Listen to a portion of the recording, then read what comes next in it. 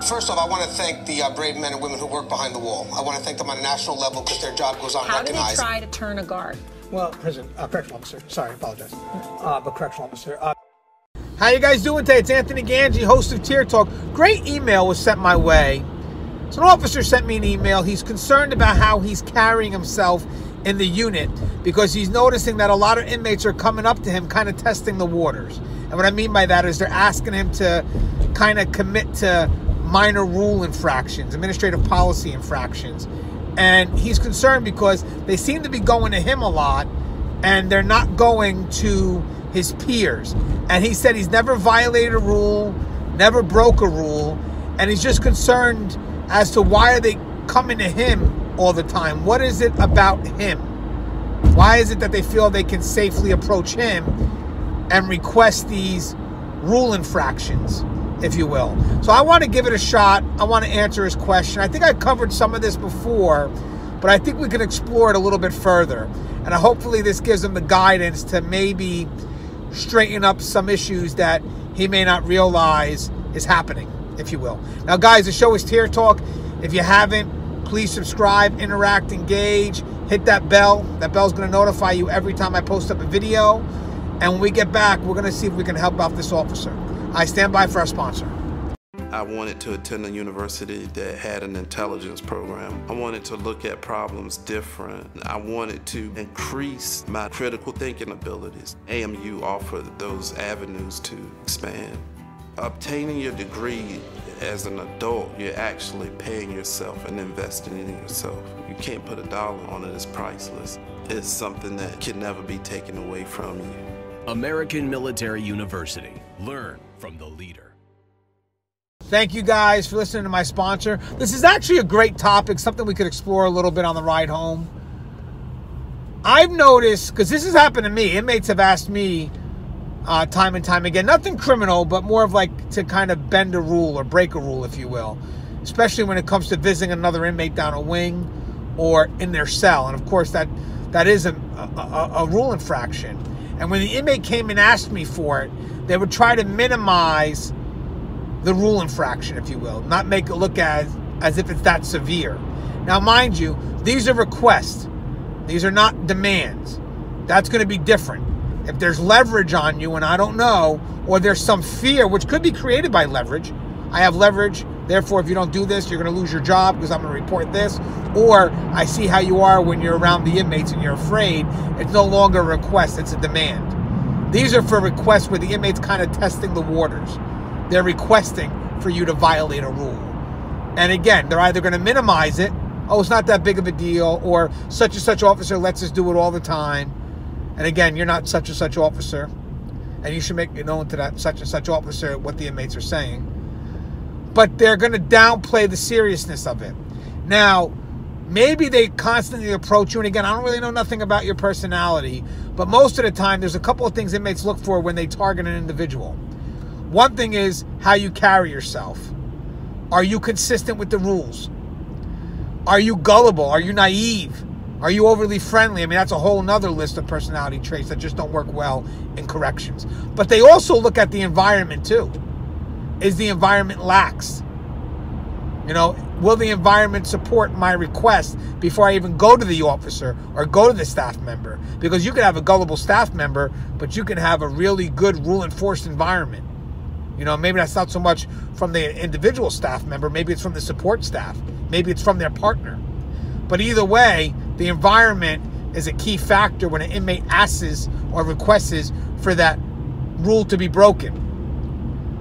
Now, again, there are times where inmates just may be in a situation that they become desperate and they're just going to take a chance.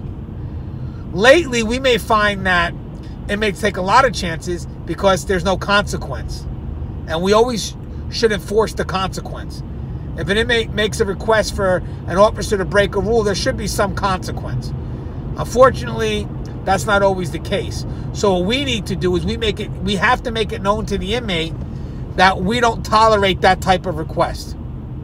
That it's us. It's internal. You're asking me to do something unacceptable. Why? Because I said it's unacceptable. That's it. That should usually nip it in the bud right off the bat, at least from that inmate trying to ask you again. Juvenile is a little bit different, sometimes a little bit more persistent. But either way, you're making it known to the inmate that you don't tolerate it. So at least minimal, they become hesitant in asking you for that request again, because you set the standard. Having said that, there should be a follow-up. A lot of it's not just about the inmate's initial approach to you. It's about how you react. Are you letting others know the game that this inmate's trying to employ? Because it could be a test to see your communication with other staff. They ask you for something, do you go to other staff for help? You know, or will you tell other staff what this inmate just asked you? And they're testing the waters. So again, it could be a test. And if they keep on approaching you, it could be you're failing the test at some level. And I think it's what we just mentioned. How you carry yourself in the unit. Are you consistent with the rules? Check that out. Or your follow-up. Are you documenting these requests? Especially if it keeps on coming from one inmate. Are you letting others know what this inmate tried to do? That is very, very important, because once word starts to get out, the inmate will eventually start to become more hesitant. And then we also are helping our support staff, letting our support staff know, or our peers know, this inmate tries to play games. But again, it's the follow-through that's just as important as the reason why the inmate may be going to you to begin with. So again, it's the environment, it's how you carry yourself, the way you follow through, you know, your steps that you take to make it known that you're not going to tolerate this type of request. Again, I had it happen to me. It's going to happen.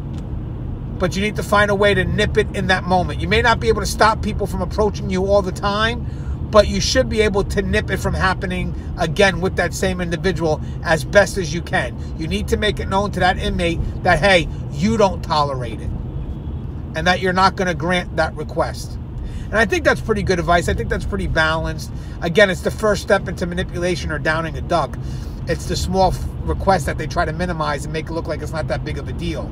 But again, when you start getting into those situations that are ambiguous, they need to start seeing you go to that support staff. That's a great way. If they're testing the waters, part of the things that they're testing you about is your communication with your support staff, with your peers. So again, you need to make it known that that communication exists. And if they see that you're tight with your officers and that you're tight with your peers and your support staff, that also limits their approach, because it makes it harder for them to isolate you from those individuals, because they know that you're connected to them on such a deep level. So I think this helps out. I think it's a good answer, guys.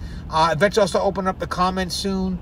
I'm going to try to do it starting in the new year. I just want to make sure I kind of get through this little rush of negative comments. And as always, guys, please, guys, interact, comment, again, on the community board. We can still comment on the community board. Subscribe, hit that bell, and share the content. We got to get to 10,000. I'm over halfway there. I'm 5,800 and change. So about a little under 4,200 left, so we're almost there. And as always, guys, stay safe. The show's Here Talk. Love you guys.